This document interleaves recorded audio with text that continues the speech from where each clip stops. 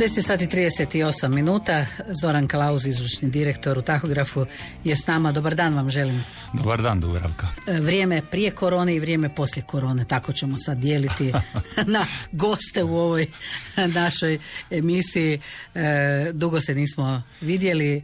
Počeli smo priču o tahografu nekad davno, pa eto smo zbog korone zapravo i stali. Da, korona nas je sve nekako prebacila u nekakav safety mod, pa i nas u Tahografu, mi smo se organizirali na poseban način, ali nismo stali. Podijelili smo sve naše zaposlenike na dvije grupe. Jedna je bila doma i čekala da završi radno vrijeme ovima koji su prvo radili, a onda bi se tijekom tjedna mijenjali i onda je nastupala druga grupa. Tako da u niti jednom trenutku nismo zaustavili naš proces i sve djelatnosti s kojima se bavimo cijelo vrijeme su funkcionirale. Ali kad kažemo onaj tahograf na koji mi mislimo, u ovom trenutku govorimo čekić, volan, krevet, otprilike. Ali zanima me, gospodine Klaus, u ovom spotu najavnom koji smo čuli malo prije, kaže se samo originalni tahograf je tahograf. Pa da, uobičajeno mi kad kažemo za tahograf mislimo samo na onu jedinicu u vozilu. Međutim, tahograf je jedan instrument koji je mnogo šire od one jedinice koju vozači vide u vozilu. Naime, on počinje već od pogonskih guma, pogonskih kotača. Promjenom već dimenzija pogonskih kotača mijenjaju se nekakve karakteristike samoga tahografa i već to nije to. Promjenom originalnih dimenzija svaki vozač, svaki prijevoznik bi ponovno trebao pristupiti baždarenju tahografa. Zatim zadnji završni zupčasti vijenac u samom mjenjaču također je sustav tahografa.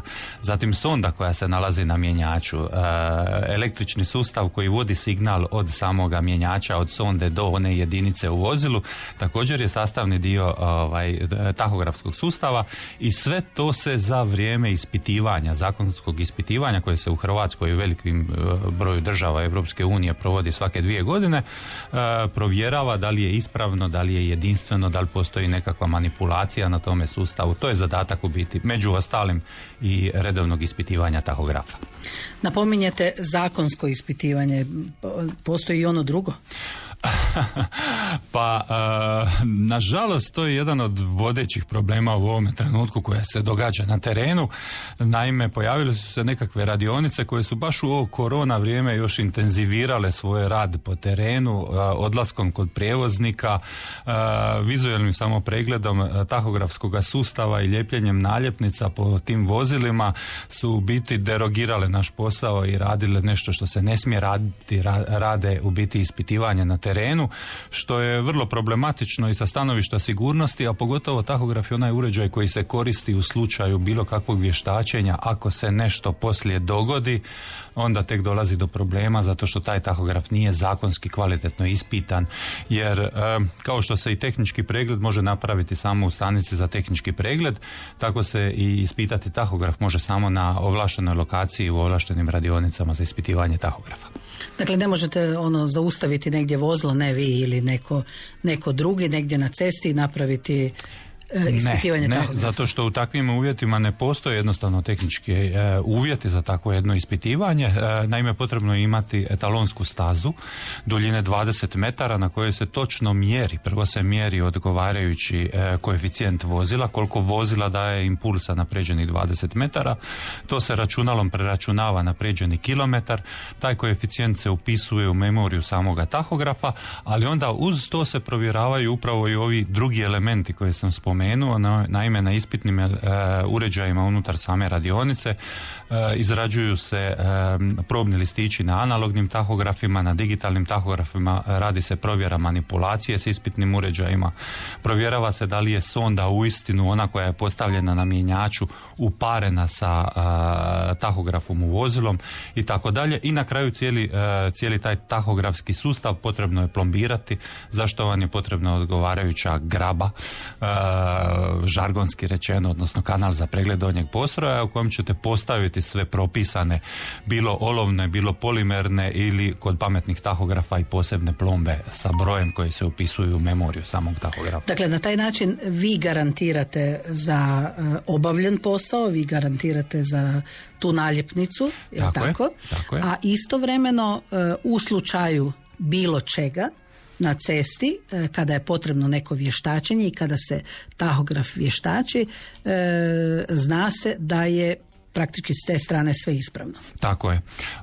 Čak i ukoliko se za vrijeme upotrebe toga vozila u sljedeće 2 godine nešto dogodi, na primjer strada vam spojka pa je potrebno skidati mjenjač na kojem se nalazi davač, tahografski davač, onda u takvom slučaju opet je potrebno to vozilo da prođe postupak ispitivanja zato što je pokidana plomba na samome davaču koja je do tada garantirala tahografski sustav da nije diran, odnosno da je cjelovit.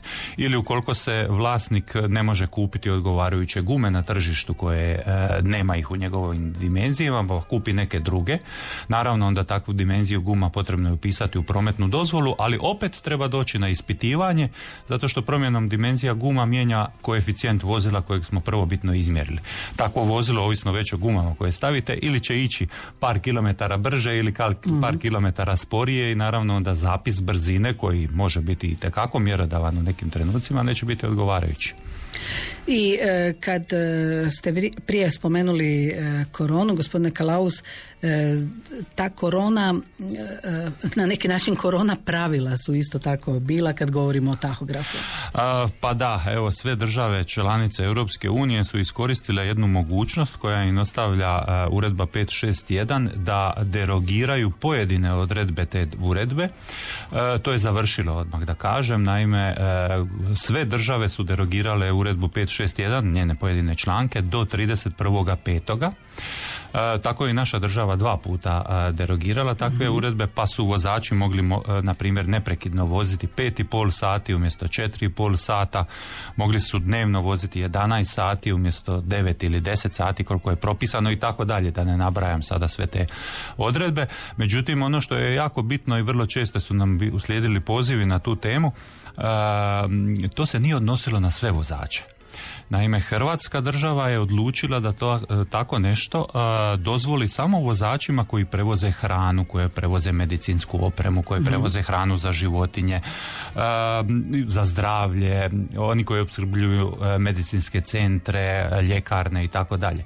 Dakle, netko tko radi redovni posao dostave pića ili dostave, izvlačenja debla iz šume, što je bilo jedno od vaših pitanja tijekom korone, on nije bio oslobođen i on je morao poštivati sve odredbe uredbe 561.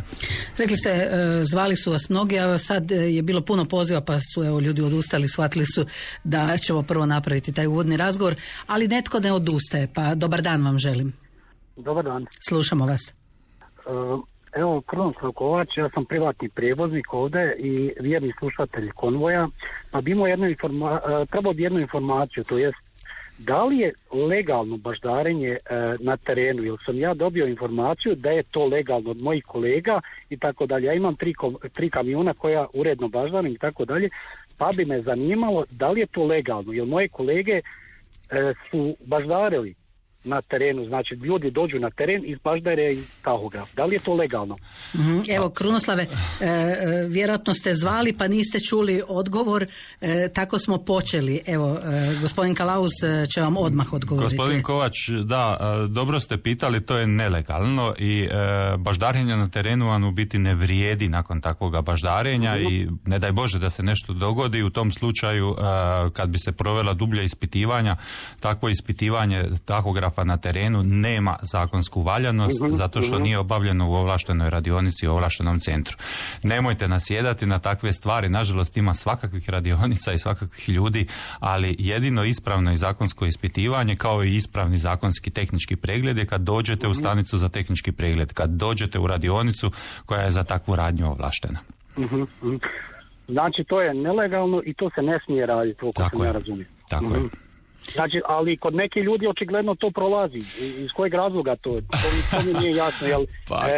Ja bi sad trebao doći recimo u tahograf na baždarenje, ali neki ljudi to rade na terenu, znači baždare ga i on ne gubi uopće vrijeme ništa, nego može dalje normalno voziti. Kako se to tolerira uopće kod policije i tako dalje? Pa to bi u stvari, to je pravo pitanje za našu inspekciju cestovnog prometa. Naime, ima dosta takvih slučajeva koji su se dogodili, međutim nadam se da i inspekcija sluša ovu emisiju sada, pa da i nešto i poduzima po tom pitanju. Tako da uistinu to se ne bi smjelo tolerirati, nešto će se zasigurno poduzeti po tom pitanju. Okay, hvala vama, pozdrav, do slušanja. Ajte još vi postavite pitanje pa ćemo onda zasvirati, izvolite. Alo, dobar dan. Dobar dan.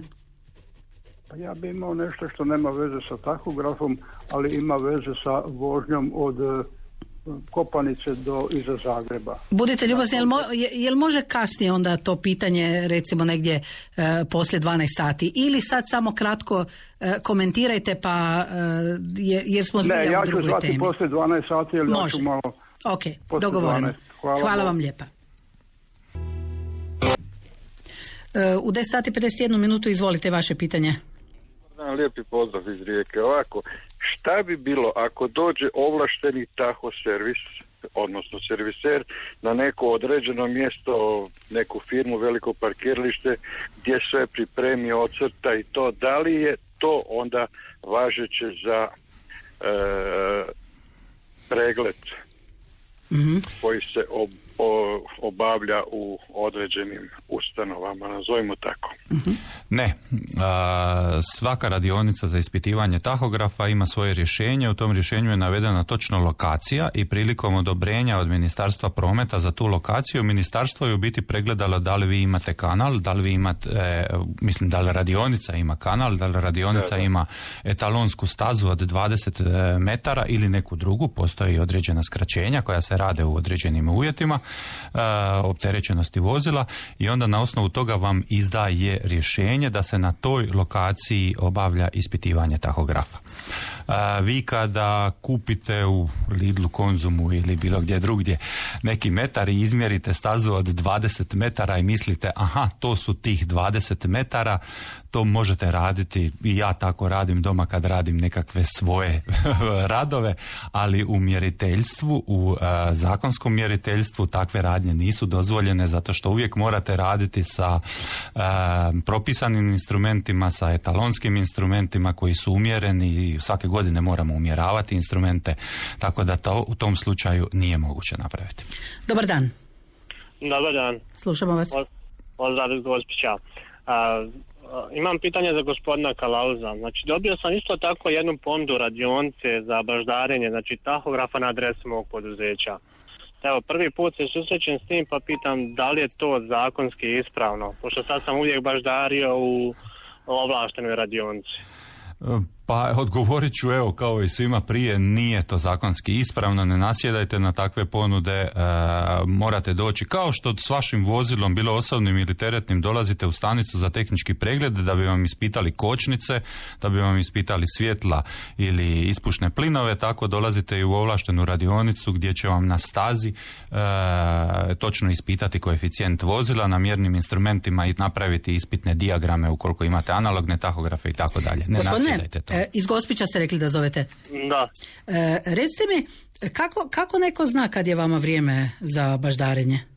Pa iskreno, evo, ne znam ni ja za to. Evo, recimo, ja se silno iznenadila prije nekoliko godina i jako sam se bunila protiv toga, kada mi je mjesec dana prije osiguranja, prije registracije, došla ponuda od potpuno 10. osiguravateljske kuće koja me je podsjetila da mi je na isteku osiguranje, s kojom nikad u životu nisam imala nikakvog posla. I onda sam išla tako malo kopati i baš nisam baš dobila odgovor da je ta druga kuća na skroz legalan način došla do mojih podataka i kad je moja registracija. Pa evo, slabo se razumijem u to, ali se slažem sama. Znači, otkud podaci drugim firmama kad meni baždarenje istječe. Jeste vi vozač? Da. Što vozite? Koje relacije vozite? Više gore prema Rijeci. Znači, tako da mi baždarenje u Otočcu paše, gdje sam uvijek od Urara baždario u Otočcu. Dobro. Da. Hvala vam lijepa. Može, hvala. Pozdrav, do slušanja. Evo, gospodine Kalaus, puno je pitanja ako dopuštate, pa ćemo onda nastaviti. Da. Izvolite. Dobar dan. Imam jedno pitanje, ovako, kod nas u firmi je stiglo 10 novih kamiona. Znači, ganjci novi i svi 10 s originalnim gumama i sve, a nijedan ne ide istom brzinom. Kako je to sad moguće? Kako mislite ne ide nijedan istom brzinom? Pa ne ide, znači jedan maksimalna brzina mu je 96, moj na primjer je 90, ja ga obilazim, a njemu piše 90 da on ide. Jedan je 98, piše 90. A vi ste natjecanje napravili? Na kojoj cesti? Pa drago mi je baš što ste postavili ovo pitanje. Naime, u postupku kada se kamion proizvede u tvornici, onda sama tvornica uobičajeno aktivira tahograf. I pri tome postavi koeficijente toga vozila na nekakve zaokružene brojke. I upravo radi ovakvih mojih nekorektnih kolega koji u biti prepisuju te brojke što ih je tvornica napravila, i odnosno uopće ne rade baždarenje, nego prepišu tvorničke postavke, a one su tu napravljene samo radi toga da bi vozilo moglo izići na cestu i uputiti se u nekakvu Grčku, Hrvatsku ili Austriju gdje će već doći na tržište. Oni prepišu te brojke iz tvornice i onda vi dobijete ovakvu jednu situaciju da jedan kamion ide 88, a drugi ide 96. Današnja sva vozila, pogotovo nova vozila koja su tako, imaju kvalitetne motomenadžmente da je s njima vrlo lako upravljati, oni točno, govorimo o teretnim vozilima, točno moraju ići 90 km na sat, autobusi moraju ići točno 100 km na sat. Ja imam sreće, moj može 91, znači obilazim sve. Dobro. Obilazim njih sve, a kolega drugi ostane iza mene, idemo zajedno, kako? Pa neko ne znam, eto, a kad idemo na baždarenje, to samo se spaja kompjuter i ništa, nema mjerenja, nema...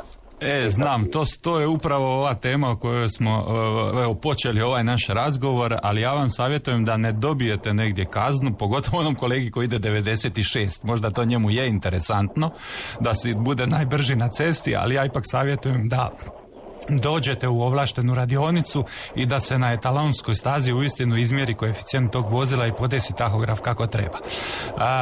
Također i vama postoji određena i tolerancija koja se tolerira u ovome slučaju, ali smisao upravo stvaranja cestovnih vlakova na autocesti je u tome da sva teretna vozila se voze 90 i da međusobno nema pretjecanja. Jer vi kad iziđete sa 96 u lijevu pretjecajnu traku, a netko iza vas vozi sa 130, onda morate kako kočiti, jer vi predstavljate barijeru slijedi. Ali idemo baš u ovlašteni servis tahograf. Ali rekli ste da su ovo nova vozila.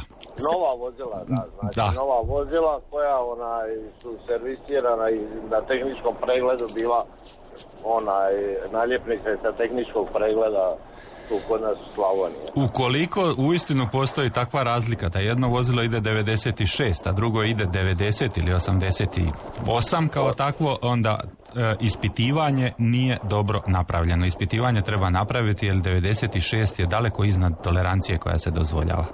Pa znam, to ja imam problem, ja idem 90. Dobro, smijem ja gospodinu Kalauzu ostaviti vaš broj telefona, gospodine? Smije. Dobro, evo, pa ćete vas dvojica to izvan etera onda vidjeti i dogovoriti. Može? Može. Hvala vam lijepa. Inače, koje relacije vi vozite? Pa ja vozim po Slavoniji, tu samo još vozimo drva i šume. Drva i šume. Dobro, hvala puno. Hvala. Do slušanja. Izvolite. Halo, dobar dan. Dobar dan. Ja bi samo rekao da vozim 20 i nešto godina i da idem isključivo u tahograf na baždacije. Svako 2 godine. I nikad nisam doživio da je neko uopće pomica vozilo i da je bilo vozilo na nekakvom kanalu, samo se uštekao onaj uređaj u aparat i to je to, provjera klizne dole na ležaljci, pogleda plombu i to je to. Ja nisam znao da imaju druge firme. Da su te druge firme legalne ako imaju baš sve uvjete ili su potpuno nelegalne te firme druge koje baš direktno. Pa sve radionice za tahografe, ima ih možda, ja ću reći približnu brojku, oko 80 radionica po cijeloj Hrvatskoj. Sve radionice bi trebale imati legalne uvjete, a to znači da imaju i stazu i kanal ili navoz, odgovarajući alat, ispitnu opremu. Neobično mi je da niste nikad vidjeli da se vozilo vozi po ispitnoj stazi, pošto je to jedna od osnovnih radnji koji se u biti mora obaviti prilikom mjerenja, da se izmjeri prvo koeficijent vozila. Ali uredno tahograf godinama rješavam na istom mjestu, mislim da je firma ok, ali ne vidim te uvjete koje spominjem. Ima dvorište ravno, bez ikakvih crta, osim parking crte, onako gdje se parkira ispred i uđe momak sa uređajem, ušteka u aparat, pogleda plombu i to je to što se tiče parkiranja i dobijem naljepnicu i to je to. Ok. Kažem, 20 kusur godina nikad nisam nikakav test vidio da se vozilo micalo naprijed, nazad, nešto mjerilo, pogledaju gume, ok, oni odrade vizualno gume, plombu i to ne mogu reći da je površno, ali ne vidim kanal, ne vidim te stvari nikad. Mora se napraviti ispitivanje od početka do kraja, mora se provjeriti koeficijent i onda u ovisnosti o vrsti tahografa postoje još i neke druge radnje, a na kanalu se radi u biti i vizualna provjera i samo plombiranje rastavljivih dijelova tahografa. Izvolite, dobar dan. Dobar dan, Marko je iz Italije. Marko, kako da ne, hvala. Vi? Evo, baš slušam ovu priču, pa kako ja znam, tahograf u Italiji se gleda svake druge godine, to je valjda i europsko pravilo. A ta ispitna staza 20 metara, oni stave kamion, baš sam bio u subotu na tehničkome, ima valjkove, stavi neku bilu naljepnicu, ima sa strane neko oko gleda i nema nikakve staze od 20 metara ispitne. Ja sam ispričao jednu najuobičajeniju priču kako se mjeri. Naravno, postoji i druge metode mjerenja. Ovo što ste vi spomenuli je također jedna od metoda mjerenja, kada se na mogu postojati ispitni valjci. Tada se jedna retroreflektirajuća traka postavi na kotač, mjeri se okretanje kotača i opet se mjeri tih 20 metara, samo što se valjci okreću, pa se to se obavlja na jednome mjestu. Kao strojar mogu reći da je takva mjerna metoda malo nepreciznija, zato što ne odgovara realnosti. Naime, tamo imate deformaciju gume na 2 mjesta na valjcima, dok imate jednu deformaciju gume kad radite to na ispitnoj stazi. Tako da tu postoji još jedna dodatna greška koja je unesena unutra, ali to je također priznata i relevantna metoda koja se primjenjuje čak i u Hrvatskoj u nekim stanicama za tehnički pregled. I valja poći sa starim gumama na kontrolu tahografa, kad stavite nove gume ide brže. Dobro.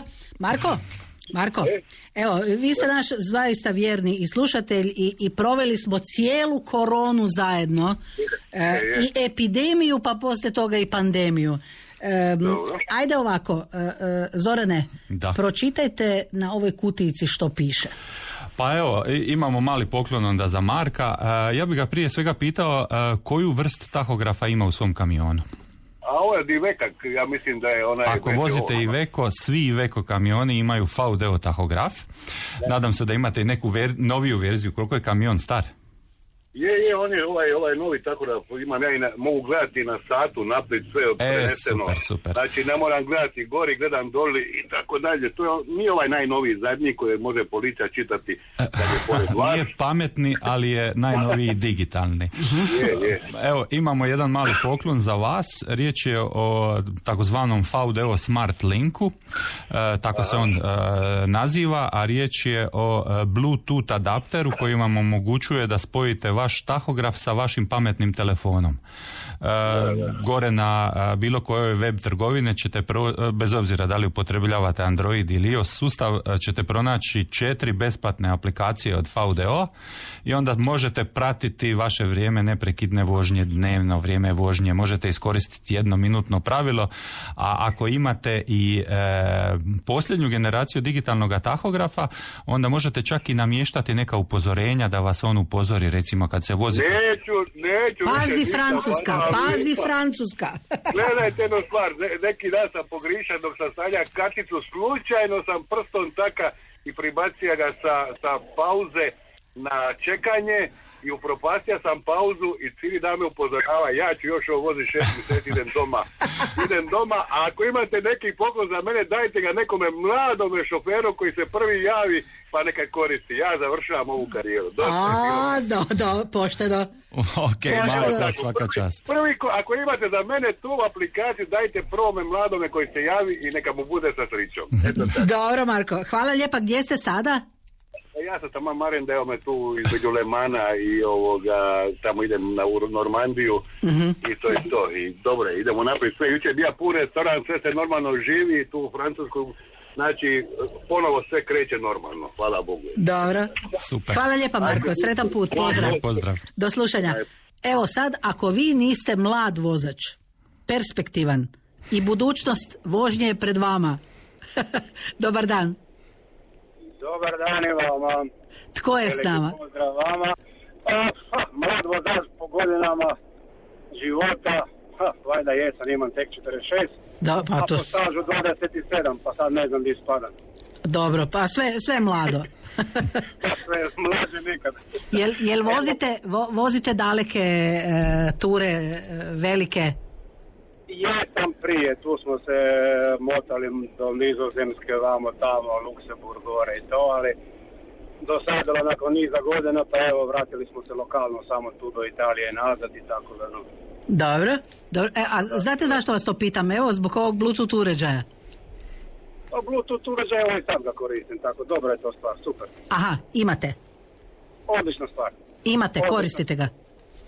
Ja, nadam se da me zato dobro čujete jer ga sad koristim, tako da... Pa baš čujemo vas malo sa nekakvim šuškanjem. Da, jer nekad su kamioni imali na sicu onaj protezni zvučnik koji ste si mogli namjestiti. Sad je gore fiksni, onda se treba paziti kako dignete glavu, spucite jer onda otkravači zvuk. Da, ko na membrani malo da šuška nešto. Uglavnom ti ja sam reći ovo vezano uz tahograf, ima traka, evo kod nas u Istri, neće imenovati grad, ima traka ova od 20, ne znam, 40 metara koliko ima za tahograf i tako da evo kolege koji nisu nikad to vidjeli ni čuli, postoji i to, znači za baždarenje ne znam za šta to koristi jer to je ipak njihov dio posla naše da vozimo, a oni nek to održavaju, tako da nema problema. Uglavnom nema više smisla tih tahografa, zna se svi mi koji vozimo toliko godina šta se radilo, kako se radilo, pustimo mi priče, to su prošla vremena. Čak i sad evo napomena u Italiji se opet kažnjava za 89, za 90, pardon, znači držat se 89, jer mislim da je neka 75 eura za svaku ako ti najde da si bio na 90, tako da ko voli neki izvoli. Dobro. Ja bi se ipak uključio, rekli ste da imate Bluetooth i da upravo razgovarate s njim, međutim ovaj Bluetooth kojega vam mi želimo pokloniti ne služi za razgovor na telefon. Naime, riječ je o VDO Smart Link uređaju koji vam omogućuje povezivanje vašega tahografa i vašeg pametnog telefona. Na način da na pametnom telefonu, na njegovom zaslonu pratite vaša radna vremena u jednom lijepom grafičkom obliku ili da recimo koristite pravilo 1 minute ukoliko imate takav tip tahografa ili da sami podešavate svoj tahograf da vas on obavještava kad vam ističe vrijeme neprekidne vožnje, dnevne vožnje i tako dalje. Uvjet da vam ovo dodijelimo je samo da imate VDO tahograf, jer to radi upravo sa VDO tahografima, a ne nikakvim drugim tahografima. Ima baš taj VDO, tako je. No. Da. Onda ste vi, dakle ovako, ajde slušamo vaše ime i prezime i adresu. Može, Boris. Da. Brozan.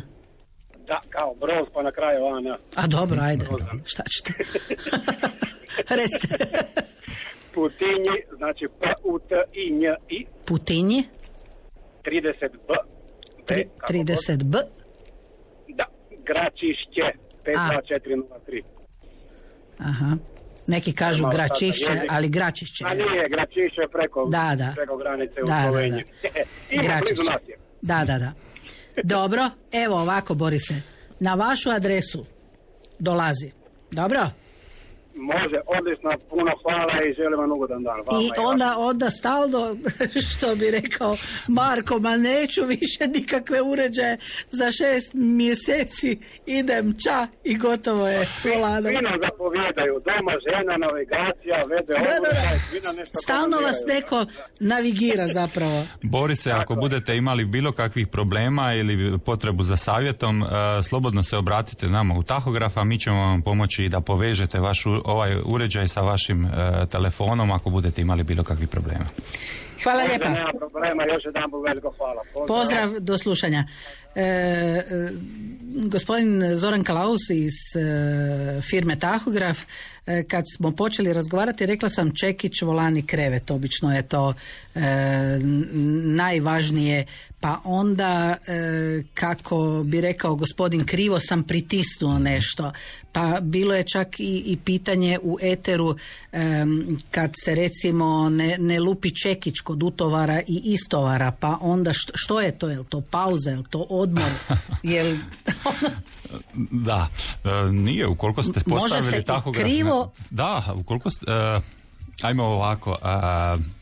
Kada netko pita i da mu se kaže što je on taj dan radio, onda gotovo da nije uopće bitno što će mi ispričati. Bitno je ono što će ostati zapisano na tahografskom listiću, odnosno na digitalnoj tahografskoj kartici. I ukoliko je kolega greškom stisnuo čekić za vrijeme obavljanja svoje pauze, nažalost ta pauza je prekinuta i možda piše svega jedan minut čekića, 1 minut rada, ali on je pauzu prekinuo. I ostao je trajni zapis, njega ne možete na nikakav način više promijeniti da je prekinuo tu pauzu i mora pauzu napraviti sad iz početka, inače za sutradan, preksutra ili u sljedećih 28 dana kad ga zaustavi policija ili inspekcija, on će imati prekid pauze i ne vrijedi ispričavanje riječima, ma ja sam slučajno to stisnuo. Ostaje samo ono što je uistinu zapisao tahograf na analognom listiću ili na kartici. Da, gdje se najviše zapravo griješi kad govorimo o tahografu, govorim sad o slučajnim greškama. Postoji one namjerne za koje onda čovjek mora biti spreman i odgovarati. Pa, nažalost, među našim vozačima postoji određena fama kako je to sve jako komplicirano, kako je to sve skupa teško pratiti i ja ih donekle razumijem, ali ih isto tako uvjeravam, jer se dugo bavim sa ovim poslom, ma ni približno to nije tako komplicirano. To je vrlo jednostavna radnja i nekoliko 15-ak pravila koje je potrebno naučiti i primjenjivati u svome radu. Jednostavno treba učiti, kao što svi učimo cijeli život, tako i onaj tko želi biti profesionalni vozač, on mora jednostavno naučiti ta pravila i poslije ih primjenjivati na vrlo jednostavan način. Moderni tahografi, digitalni tahografi imaju čak i nekakva predpodešenja koja vozaču omogućuje da manje pogriješi. Tako, na primjer, svi tahografi u trenutku kad počnete voziti, oni će automatski pisati vožnju. Ne možete to izbjeći. Ne možete manipulirati da dok vozite postavite na krevet, osim ako ne radite manipulaciju. Također, digitalni tahografi, ako su dobro baždareni, ako su ispravno podešeni, nakon što vozač stane, a njegov motor još uvijek radi, dakle još je u funkciji, on se automatski prebacuje na čekiće. A nakon što motor isključi, on se automatski prebacuje na krevet. Dakle, sam tahograf pretpostavlja da vi u tim trenucima dokle motor radi i vi još nešto radite, a kad isključite motor da ste otišli na pauzu, odnosno odmor. Međutim, kada vozilo stane, onda je vozač opet odgovoran, možda on je stao na odmor, ali je ljeto, vruće mu je u kabinu, motor i dalje radi i onda je njegov tahograf postavljen na čekićima. On sam ručno na samom tahografu mora označiti tada krevet da se odmara. Ili možda je stao, ugasio motor, parkirao je vozilo uz nekakvu rampu i sad utovaruje i istovaruje, odnosno samo nadgleda utovar ili istovar. On tada radi. Tahograf će automatski otići na krevet, ali opet vozač je taj koji mora označiti na tahografu da tada radi, odnosno da je tada na čekiću. Gospodine Kalaus, kada se kontrolira tahograf, koja je na neki način gornja granica vožnje u danu? Kad govorimo o kilometrima. U kilometrima. Kilometri nisu propisani, premda bi ih mogli teoretski izračunati da cijelo vrijeme vozite na 90. autocesti, vozite 90, obzirom da svaki vozač u toku jednoga dana može voziti 9 sati, odnosno 2 puta tjedno smije voziti po 10 sati, onda bi se mogli doći točno do granice koliko on može prijeći kilometar, ali to je teorijska vrijednost. Naime, kada se promatraju prosječne brzine koliko se jedno teretno vozilo kreće, čak i po autocestama, to nisu 80 ili 90 km na sat, nego se u nekim kalkulativnim računicama uvijek uzima da se vozilo prosječno kreće malo brže od 60 km na sat. A to se uzima kao kada računate određene relacije, uzimajući u obzir sve zastoje, sva ograničenja brzine koja se mogu pojaviti, semafore i tako dalje, onda kalkulativno to je oko 60 km da prelazite prosječno. 18 vrijeme leti, brzo će 11:30 kad ćemo reći doviđenja. Zoran Kalauz, tahograf i slušatelj na telefonu, izvolite. Halo, dobar dan. I vama dobar dan. Mladi vozač Ante u poznim godinama. Dobro, to je lijepo. Počeo sam voziti tegljača prije 1 godinu i po 2 i tako školovanje, praksa i sad uvijek je bio problem sa tahografom, kako se služiti sa njime. Naime, u autoškoli gdje vi spremate se za taj poziv, ne prolazi se taj dio obuke. Kad polažete kod 95, manje više formalnost. Pa malo sam tražio po internetu te upute i tako, i onda pitate kolege šta ovo, kako ono, pa svako drugčije. I svako ima svoju neku šemu i tako dalje. I bilo bi dobro ako bi gospodin mogao reći gdje možemo naći nekakav priručnik pregledan gdje bi mogao se čovjek upoznat sa funkcijama u tahografu, osim onog osnovnog početna vožnja, pauza i tako dalje. Pa mi smo prije nekoliko godina baš pod pokroviteljstvom Hrvatskog radija izradili priručnik o rukovanju sa tahografima kojima vam uistinu može pomoći u takvim situacijama. Javite se nama u tahografu ili javite se bilo kojoj ovlaštenoj VDO radionici za tahografe, oni imaju svi takve priručnike. A drugu stvar što vam savjetujem, to je da uistinu pristupite nekom od školovanja koje ovlaštene radionice za tahografe organiziraju, i mi u tahografu radimo takve stvari. Ne radimo to formalnosti radi, nego uistinu vas zadržimo 3-4 sata, radite na simulatoru, mijenjate listiće, ako radite analogne tahografe, ubacujete karticu, vadite karticu, radite ispise, ukoliko radite digitalni tahograf, tako da tad se uistinu može naučiti. Ja sam čak i sklon vam savjetovati da dođete upravo samo na to školovanje, zato što su to kvalitetna školovanja koja vam omogućuju da točno vidite kako treba rukovati s tahografom, i nakon toga ne bi trebalo biti nikakve nepoznanice za vas, bez obzira na vrstu tahografa kojeg upotrebljavate. Da, kao jedan tečaj pripreme i tako dalje. Nažalost, kao što je kod nas sve preko koljena, tako je to. Evo još jedna primjedba, recimo, autoškola, ja nisam sreo ni jednu autoškolu u Hrvatskoj koja ima tegljač. Manje više su sve prikolice, tandem prikolice, prođete onaj svoj dio 10-12 sati i nakon toga ulazite i stječete iskustvo. Ako imate sreće kao mlad vozač, treba proći i tako. Pa evo, ne znam da li imaju tegljače ili ne. Mogu pitati da li tog ima ili ne. Ja nisam sreo, nijednu autoškolu, manje više sve su kamioni sa prikolicama. Ja nisam sreo autoškolu u Hrvatskoj koja ima tegljači. Ali u pravu ste, kinematika gibanja tegljača je različita od kinematika gibanja kamiona sa prikolicom, tako da ne bi bilo loše da imaju i tegljače. Da.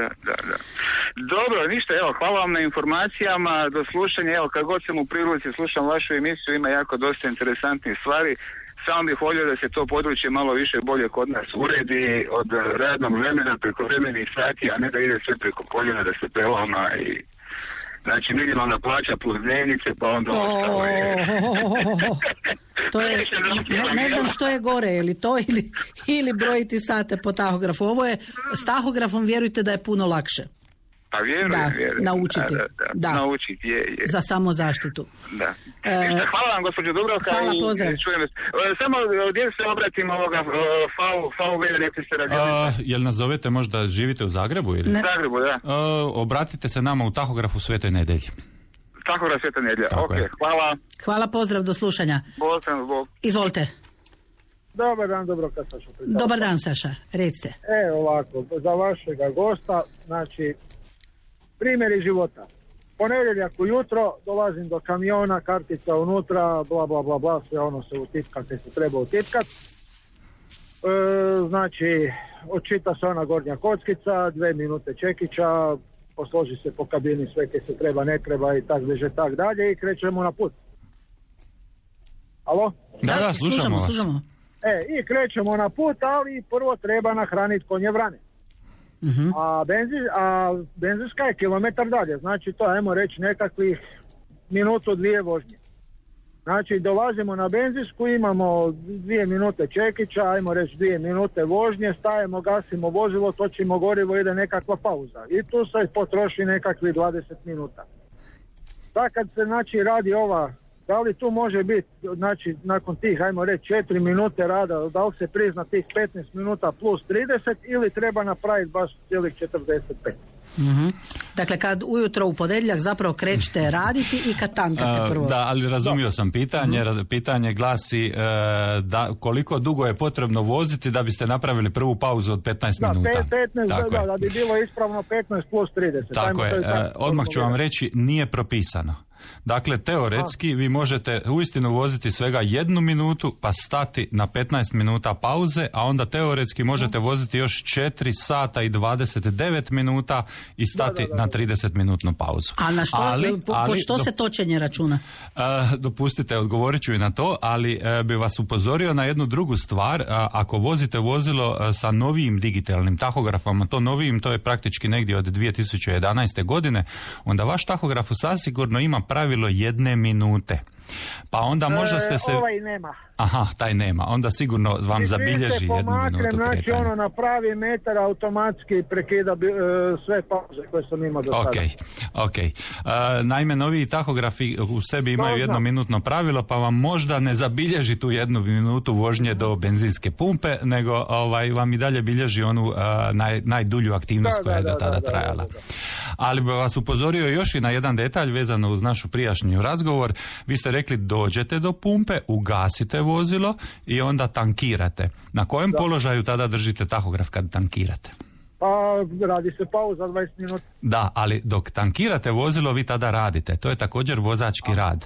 I vi tahograf tada trebate postaviti na čekić dokle god ne izvršite plaćanje i pomaknete to vozilo na parking, jer zasigurno 20 minuta ne ostane. Za vrijeme benzinske trebaju biti.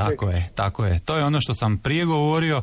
Vozač je taj koji u biti mora točno označavati kakvim aktivnostima se bavi. I dok tankirate vozilo, dok perete vozilo, dok utovarujete, istovarujete, nadgledate utovar, istovar, sve je to vozački rad i tada morate držati tahograf na čekićima. Dobro. Saša, hvala lijepa. Sretan put, dobar posao. Hvala, do slušanja. A za kraj ovog našeg razgovora, bez obzira što ima jako puno poziva, ali evo doće Zoran za neko vrijeme ponovo, pametni tahografi, budućnost i gdje smo s tahografima. Upravo smo rekli kako vozači moraju biti sve educiraniji, kako moraju puno toga usvojiti, naučiti. Da li je tahograf taj koji je sve pametniji, pa s njim treba manje raditi, ili je toliko pametan da moraš opet sve naučiti? Pa da bi proces učenja nikada ne prestaje. Jednostavno svi mi kao ljudi onog trenutka kad iziđemo iz škola moramo razumjeti tad proces učenja nije završen, nego tad počinje cjelodnevno životno naše učenje. Tako i vozači sutradan će se sresti sa novim tipom tempomata, adaptivnog tempomata, mjenjača, pa tako i tahografa. Od prošle godine, od 15. svibnja 2019. godine, sva nova vozila koja se prvi put puštaju u promet na tržištu Europske unije nisu više opremljena digitalnim tahografom nego pametnim tahografom i taj uređaj ima nekoliko u biti novina koje vozači u ovome trenutku možda niti ne vide. Jedna od najvećih je da on u sebi ima određenu antenu i kada inspekcija, vi se možete voziti na autocesti, inspekcija će proći pokraj vas i daljinski pročitati određeni blok podataka o vama, o vašem vozilu, da li je napravljena neka manipulacija.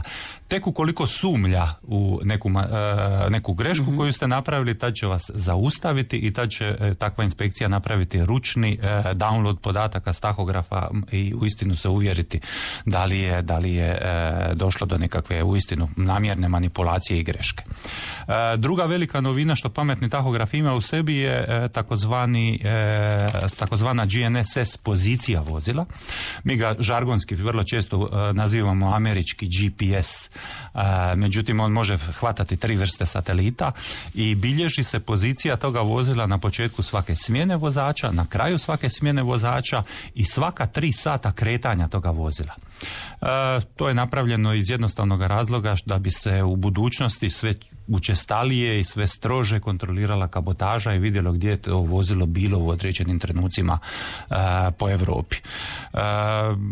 U ovome trenutku još uvijek ne postoji, ali u budućnosti će se bilježiti svaki prelazak preko same granične crte. I uskoro će doći i druga generacija pametnih tahografa, pa evo mogu najaviti, Europski parlament mora izglasati određeni paket mobilnosti koja će uistinu donijeti cijeli niz promjena, ali nažalost nemamo više vremena, pa moramo završiti ovog puta. Evo, sljedeći put o budućnosti tahografa. Zoran Kalauz, izvršni direktor firme Tahograf, bio je s nama. Hvala vam lijepo, Zorane. Hvala, Dubravka. Hrvatski radio. Oglasi.